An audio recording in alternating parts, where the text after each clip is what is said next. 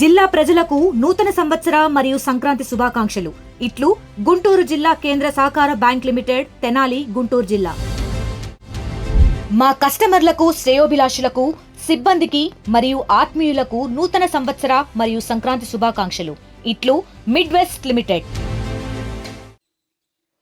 ఆర్టీవీకి స్వాగతం. నేను మీ శ్రీనివాస్. రామలక్ష్మణుడు, సీత, రావణాసుడు, ఇది రామాయణం. ఈ రామాయణంలో అనేక ఘట్టాలు ఉన్నాయి. ఆ ఘట్టాల్లో ప్రతి ఘట్టానికి అనుబంధంగా ఒక వ్యక్తి అయితే ఉన్నాడు. అతడే ఆంజనేయుడు. రామాయణం ప్రారంభం దగ్గర నుంచి చివరి వరకు ఆ హనుమంతుడి యొక్క ప్రాముఖ్యత ఎప్పటికప్పుడు తెలియజేస్తూనే ఉంది.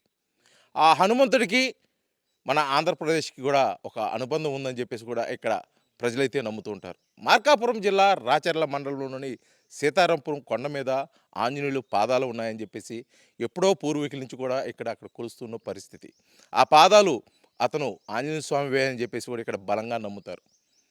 లక్ష్మణుడు దెబ్బతిని చావు బతుకుల మధ్య ఉన్నప్పుడు సంజీవని పర్వతం కోసం వెతుకుతున్న సమయంలో ఇక్కడకు వచ్చాడు అని చెప్పేసి కూడా ఇక్కడ గ్రామస్తులు చెప్తున్న పరిస్థితి.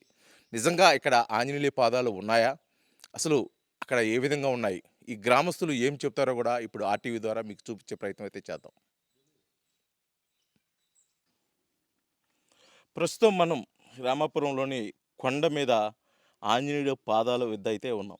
ఎందుకంటే గతంలో పురాణాలు చెప్పిన విధంగా యుద్ధానికి వెళ్ళినప్పుడు లక్ష్మణుడికి దెబ్బ తగిలితే సంజీవని పర్వతం కోసం వెతుకులాటలో భాగంగా ఆంజనేయులు ఈ ప్రాంతానికి వచ్చి ఇక్కడ పాదముద్రలు కూడా ఉన్నాయి ఆంజనేయ స్వామివి. అదేవిధంగా ఇతను వెళ్ళినట్టుగా ఒక దారికి సారగా కూడా ఒకటి గుర్తుగా పెట్టుకున్నాడు. వెళ్ళిన మార్గం వచ్చేదానికోసం అని చెప్పేసి కూడా ఇక్కడ బలంగా నమ్ముతున్నారు. అది కూడా పురాణాల్లో ఉందని చెప్పేసి ఇక్కడ గుర్తుగా వారు పూజలు కూడా నిర్వహిస్తారు. ప్రతి కార్తీక మాసానికి ఘనంగా ఇక్కడ పూజలు అయితే నిర్వహిస్తారని చెప్పేసి అన్నారు.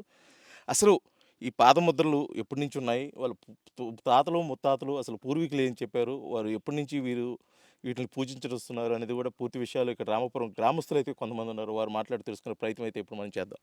సార్ చెప్పండి, ముఖ్యంగా గతంలో ఎవరు ఇక్కడ వచ్చినట్లేరు, పెద్దగా ఎవరికి ఇచ్చేసినట్లేరు.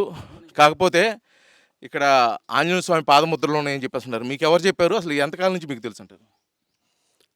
ఎట్టే పట్టుకోండి. నా పేరు అన్నపరెడ్డి ఈశ్వరెడ్డి, మాది రామాపురము. మేము నా వయసు 62 సంవత్సరాలు ఉంది. 55 సంవత్సరాల నుంచి మాకు ఇనికిడి ఉంటుంది. మా పూర్వీకులు, మా తాత ముత్తాతలతో కూడా ఇక్కడ ఆంజనేయుల పాదాలు అనేవి మాకు చెప్తుంటారు. ఇవి ఎలా వచ్చినాయంటే పూర్వము లంకా యుద్ధంలో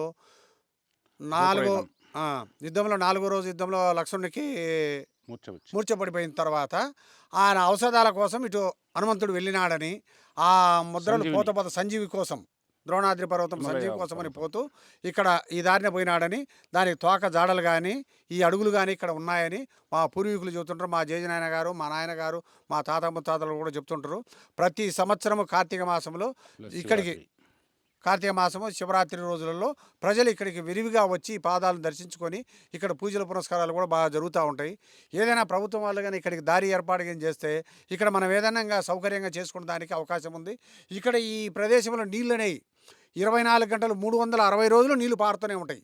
ఇక్కడ నుంచి శ్రీ సిద్ధిభైరవేశ్వర దేవస్థానానికి నీటి సరఫరా ఇక్కడ నుంచి కొండలలో ఉండనే నీళ్ళు కూడా అక్కడికి వెళ్తుంటాయి. ఆ నీళ్ళు ఎక్కడి నుంచి వస్తాయని చెప్పేసి అనుకుంటారు. ఇక్కడ ఒక పల్లాంగ ముందు నుంచి ఈత చెట్ల పొదలు 2 కొండల మధ్యలో కోనలాగా ఉంది. ఆ కోనలో గుండా నీళ్ళు ప్రవహిస్తూ ఉంటాయి. అవి ఎక్కడి నుంచి వచ్చేది ఊటని మాత్రం కనిపిస్తూ ఉంటాయి, కానీ నీళ్ళు ఎక్కడి నుంచి వచ్చేది కూడా మాకు కూడా తెలియదు. ఊట పారుతూనే ఉంటుంది. 360 రోజులు నీళ్ళు పారుతూనే ఉంటాయి. వర్షం ఉన్నా లేకపోయినా నీరు పారుతూనే ఉంటుంది. నీటి సౌకర్యం అనేది ఇబ్బంది లేదన్నమాట. అంటే ముఖ్యంగా మీ గ్రామస్తులు ఇక్కడికి తరచూ వస్తుంటారా? ముఖ్యంగా దూర ప్రాంతాల నుంచి కూడా ఎవరైనా భక్తులు వస్తుంటారు? మా గ్రామస్తులే కాదు, ఇతర ప్రాంతాల నుంచి కూడా కొంత వందల మంది వచ్చేవాళ్ళు. కార్తీక మాసంలో అయితే, శివరాత్రి రోజునైతే కొన్ని వందల మంది ఇక్కడికి వచ్చి హనుమంతుని పాదాలని ఇక్కడ దర్శించుకొని ఇక్కడ పూజలు చేసి పాదాలకు పోతూ ఉంటారు భక్తులు. అంటే మీరు చెప్పండి, శాస్త్రీయంగా ఎవరన్నా అధికారులు వచ్చి ఇక్కడ నిజంగా ఈ ఆంజనేయ స్వామి పాదముద్రలు అని పురాణాల్లో చెప్తున్నారు, ఎప్పటి నుంచి చెప్తున్నారు, పూర్వీకులు చెప్తున్నారు అని చెప్పేసి ఎవరైనా వచ్చి గుర్తించడం జరిగిందా? ఇంతవరకు అధికారులు అయితే ఎవరు లేదు సారు.